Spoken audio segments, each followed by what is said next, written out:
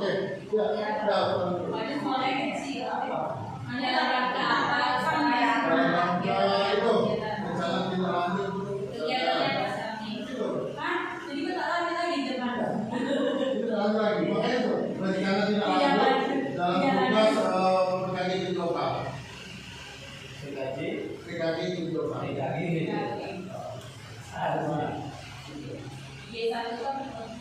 Dua satu. mana gitu? Normal nih. Itu mah sedikit.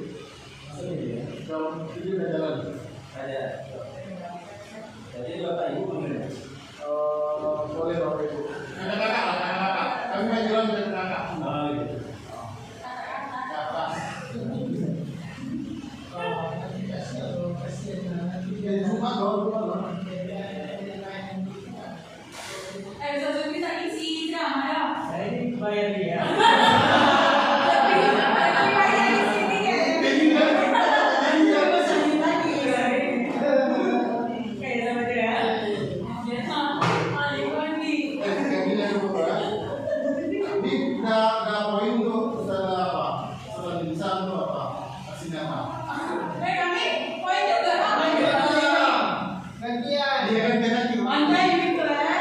Oke, kita mulai ya. Mulai. Assalamualaikum warahmatullahi wabarakatuh. Waalaikumsalam warahmatullahi wabarakatuh. Selamat siang kakak-kakak semuanya. Selamat siang. Baik, hari ini kita sudah kehadiran kakak Febriani Pauli SPD dari SPD Mayor yang pada hari ini akan menyampaikan tentang rencana tindak lanjut untuk memenuhi PKG PDOK yang akan menjelaskan tentang permainan lokomotor. Nah, maka dari itu untuk kakak-kakak semuanya, mari kita simak dari penjelasan dari beliau kepada kakak Febriani Pauli.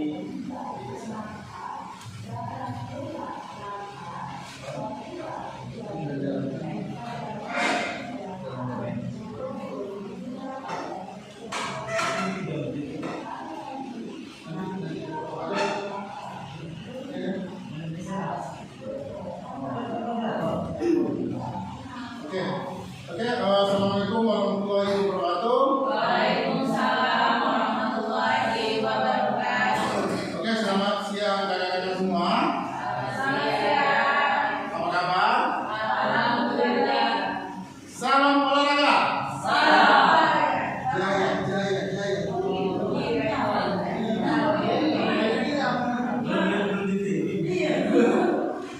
Salam olahraga. Baiklah, langsung saja. Di sini saya lagi melanjutkan tugas di mana di Solo di bulan Agustus ini kami PKG PDOK menuntut untuk menyelesaikan tugas itu rencana tindak lanjut yang ini dari komunitas belajar, di mana kita sudah ada komunitas belajar kita di SDIT Mayor sudah berdiri, maka saya gunakanlah tombel yang ada di sekolah kita. Oke, di sini rencana tindak lanjut itu bagaimana di komunitas belajar itu membuat sebuah perencanaan di dalam untuk peserta didik, bagaimana untuk peserta didik ini menyenangkan dan sesuai kebutuhan peserta didik itu pada intinya. Di sini saya mengambil rencana tindak lanjut itu di dalam permainan lokomotor. Permainan lokomotor didasari oleh gerak lokomotor. Gerak lokomotor itu gerak dasar yang ada yang kita lakukan di setiap harinya. Contoh gerak lokomotor itu permainannya ada beberapa macam permainan. Sebelum itu gerak lokomotor ini adalah jalan, lari dan lompat. Itu dasarnya. Oke, Ustaz boleh lanjut ke slide selanjutnya. Oke, di sini ada latar belakangnya. Latar belakang olahraga bukan hanya tentang menjaga bentuk tubuh atau memperbesar otot. Memang tidak dapat dipungkiri bahwa olahraga dapat meningkatkan kesehatan fisik, menurunkan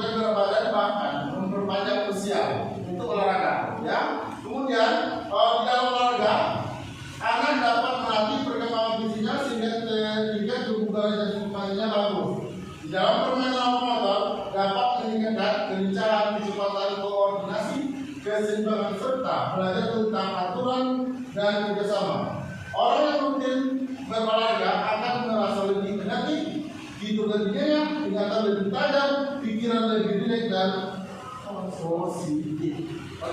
Oke, kakak, paham sampai di sini tentang ini latar belakang dari permainan ini.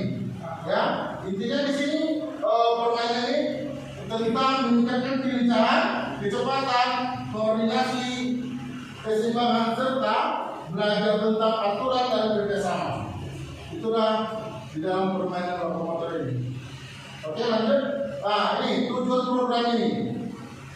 Di kampus kita mempunyai tujuan program didasari oleh permainan lokomotor ini. Yang pertama, memberikan pembelajaran PJOK yang menyenangkan kepada peserta didik. Bagaimana kita membuat peserta didik ini tidak bosan, tidak merasa jenuh di dalam pembelajaran PJOK.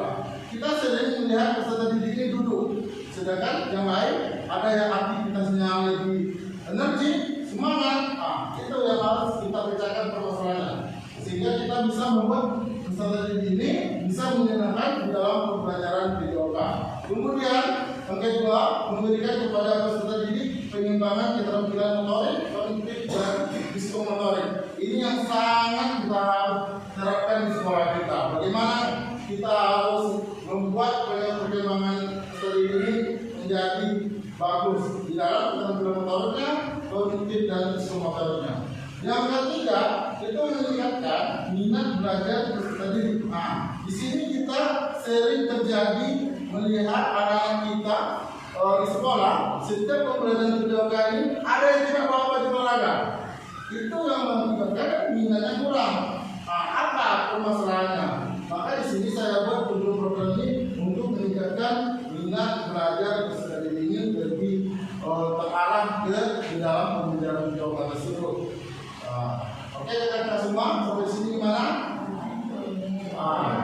Ya, nanti ada saya minta kembalinya bagaimana tujuan program ini berjalan dengan lancarnya. Oke, lanjut yang keempat, meningkatkan pentingnya bekerja sama. Ya, di dalam pembelajaran ataupun di kehidupan kita sehari-hari, kerjasama ini sangat penting sekali. Baik itu di dalam permainan olahraga, itu kerjasama ini sangat dibutuhkan. Sedangkan kerjasama ini adalah landasannya bekerjasama ini untuk mencapai hasil yang maksimal. Oke, ini meningkatkan bekerjasama di dalam permainan lokomotor ini. Bagaimana satu kelompok atau beberapa kelompok itu bisa membuat timnya menyenangkan sehingga kerjasamanya meningkat. Oke. Kakak-kakak ada di mana ada? Oke. Kemudian yang kelima, meningkatkan kebugaran jasmani peserta didik. Ini yang sangat penting sekali, ya. Di dalam PJOK, kebugaran jasmani peserta didik sangat penting sekali. Sehingga apapun itu di dalam pembelajaran ini yang dicari, kebugaran jasmani. Bukan karena kita menganggap PJOK ini mencari prestasi. Prestasi itu kita cari di eskul, ya.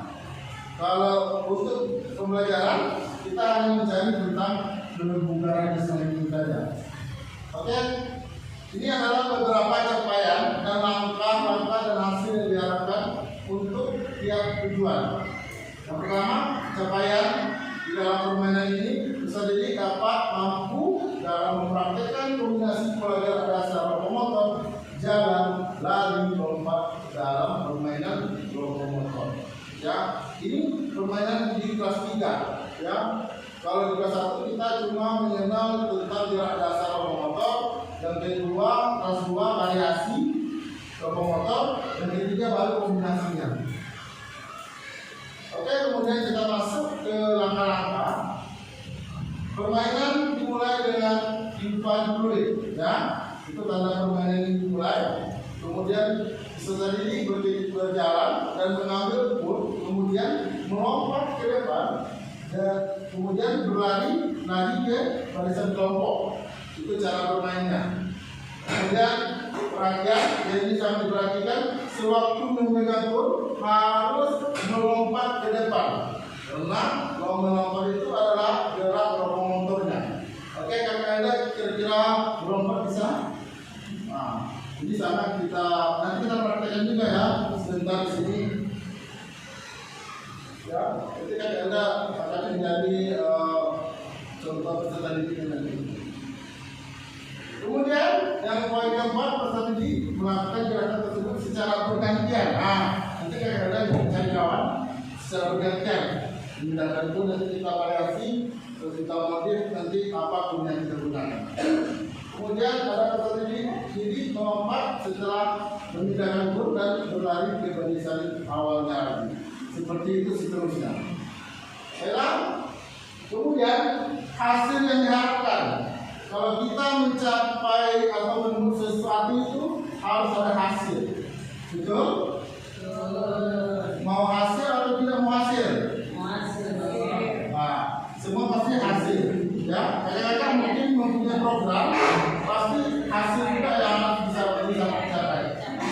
Nah, berarti itu hasil yang diharapkan itu adalah meningkatkan perkembangan fisik, perkembangan anak secara kognitif, dapat bermain dengan teman, menumbuhkan rasa memiliki dan tanggung jawab terhadap hasil karya, dan menumbuhkan rasa cinta terhadap budaya Indonesia. Inilah ya, itulah yang hasil yang diharapkan, meningkatkan perkembangan fisik ini. Oke?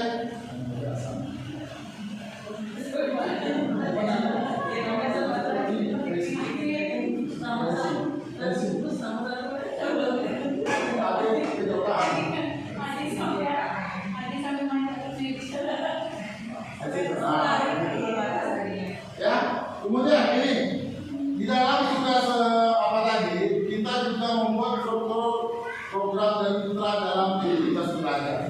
Ya, yang pertama yaitu pelindung untuk masalah langsung. Ya, bagaimana dia melindungi kita itu masalah. Ya, nah, kemudian penanggung jawab di dalam komunitas kita mempunyai penanggung jawab itu yang pertama guru juga sendiri, kemudian guru komunitas belajar, dan ada sekarang komunitas belajar kita berjumlah pesertanya lebih kurang 40. Nanti kita bisa menggunakan untuk kegiatan apapun untuk proses pembelajaran biar jadi gampang kita kayak menyusun perangkat dan segala macam. Kemudian skala program di dalam rencana ini itu adalah seluruh peserta di kelas 3. Soalnya materi itu tentang di kelas 3. Ya, oke, lanjut. Waktu pelaksanaannya kita buat di setiap hari Sabtu. Ya, setiap hari Sabtu. Tempat halaman sekolah atau ruangan kelas.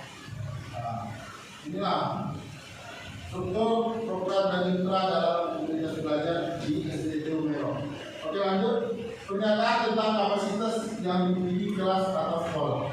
Yang pertama, memiliki halaman sekolah yang cukup. Yang kedua, memiliki sarana ya, yang dibutuhkan. Yang ketiga, peserta didik yang menyenangkan. Kita mempunyai peserta didik yang senang ini. Ya. Kemudian memiliki guru penjaga yang berkompeten, ya, perhatikan di depan. Ya. Kemudian memiliki kepala sekolah yang selalu mensupport dalam setiap program. Nah, itulah kepala sekolah kita. Apapun program didukung terus. Ya, ini dia program. Oke, lanjut. Rencana evaluasi. Di sini kita ada tahapan rencana evaluasi itu. Ya, rencana ini kita buat bagaimana kita untuk menjalankan rencana ini. Tugas akhir dari ini menjadi yang pertama kita harus observasi, mengamati proses jalannya permainan lokomotor dan bagaimana komposisi siswa dalam bermain tersebut. Harus kita amati dulu. Yang kedua, pengumpulan data. Mengumpulkan data sekarang ini yaitu foto dan video selama kegiatan. Ada juga nanti kita menggunakan angket, memberikan angket sederhana kepada anggota Komdel SDIT Momelo. Anggota Komdel ini peserta didik juga termasuk anggota Komdel juga. Ya, oke lanjut. Kemungkinan dan tantangannya seperti apa? Yang pertama tentang perbedaan gender. Tahu kan gender itu apa? Nah, jenis kelamin. Di dalam permainan olahraga, kami selaku videoka sering berbentur di perbedaan gender ini. Ya, apalagi di permainan sepak bola itu anak laki-laki lebih cenderung bermain sepak bola dibandingkan anak perempuan. Itu yang paling menjadi PR sekali bagi kami sebagai guru videoka kami. Makanya gender ini atau tangannya. Yang kedua perbedaan minat dan bakat. Nah, minat dan bakat ini sangat berpengaruh sekali ya. Kadang anak-anak itu tidak ada minatnya di sana. Sebagian ada. Nah, makanya itu tantangannya. Yang ketiga itu keterbatasan waktu. Waktu di sini apabila jam mengajar sudah habis, pasti waras mencari guru videoka. Kemana dia? Nah, betul? Nah, oke. Kemudian solusinya bagaimana? Nah, yang pertama, tidak membedakan perbedaan gender di dalam permainan apapun itu. Ya, jadi kita gabung, baik laki-laki maupun perempuan kita gabung di dalam permainan. Biar isu perbedaan gender ini hilang. Nah, kemudian memberikan penguatan dan motivasi kepada peserta didik. Nah, inilah bagaimana kita kepada peserta didik ini untuk memberikan penguatan dan motivasi kepada peserta didik ini supaya minat dan bakatnya meningkat di dalam permainan olahraga, khususnya pembelajaran videoka. Kemudian yang ketiga, menggunakan waktu sebaik mungkin. Nah, waktunya 2 jam kita memanfaatkan 2 jam. Waktunya 3 jam kita memanfaatkan 3 jam. Jangan sampai lewat dan jangan sampai kurang. Oke, lanjut. Oke, terima kasih. Mungkin itu saja dari saya tentang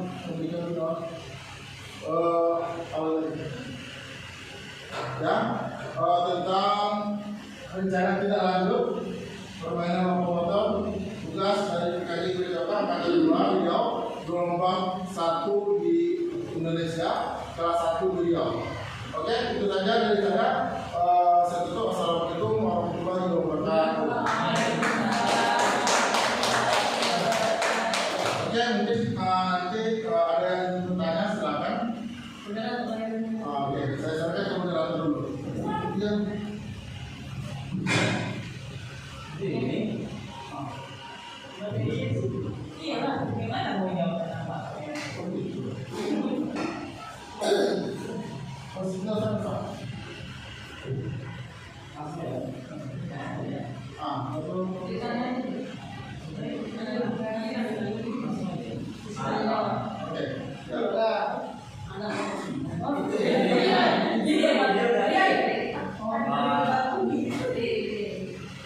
Prasarananya terbatas, Kak. Gimana? Oke, di sini prasarana terbatas.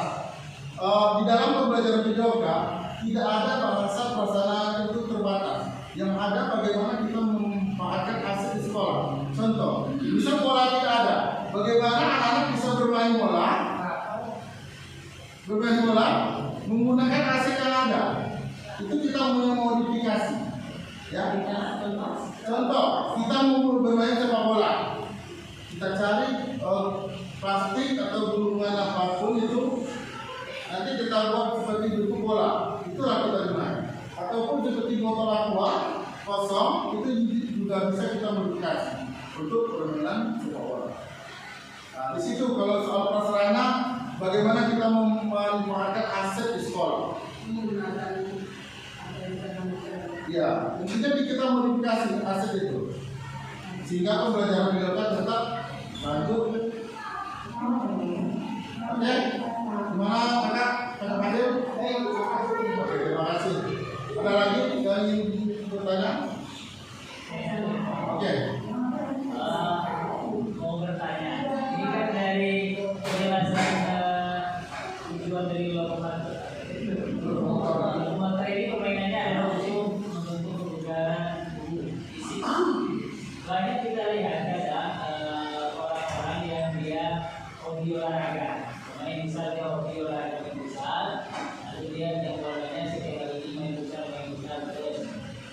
hobi badminton atau hobi yang lainnya. Sehingga di setiap hari itu atau berapa kali seminggu dia intikan olahraga gitu. Tapi kita lihat kenyataannya mereka sering sakit. Apakah tidak sinkron dengan teori tadi dengan kenyataan atau gimana kesalahannya? Sehingga orang yang sering olahraga itu sering juga sakit sama seperti orang yang tidak olahraga. Oke, pertanyaan dulu kita kasih ini ya. Pertanyaan yang sangat bagus tadi di sini, kenapa orang yang sering berolahraga sakit? Intinya kan? Karena yang pertama, faktor yang pertama itu kita lihat ke belakang dulu, pola makannya, gizinya bagaimana. Kalau ke olahraga terus, main futsal terus, main bola terus, nah, kita butuh gizi juga dan butuh istirahat juga. Otot di tubuh kita semuanya tidak sama. Bagaimana otot di dalam tubuh ataupun daya tahan tubuh kita antara satu dan dua tidak sama, kadang sanggup kadang tidak. Itulah salah satu penyebab kenapa banyak yang sakit sewaktu melakukan olahraga itu secara sering bahasanya. Sedangkan yang tidak olahraga juga sakit. Nah, jadi daya tahan tubuh dengan didukung oleh faktor gizinya. Ya, oke. Gimana? Oke, terima kasih. Oke, lanjut. Yang perempuan. Oh iya. Ya, kita modifikasi ya. Dia bisa atau buku Ya, sebelumnya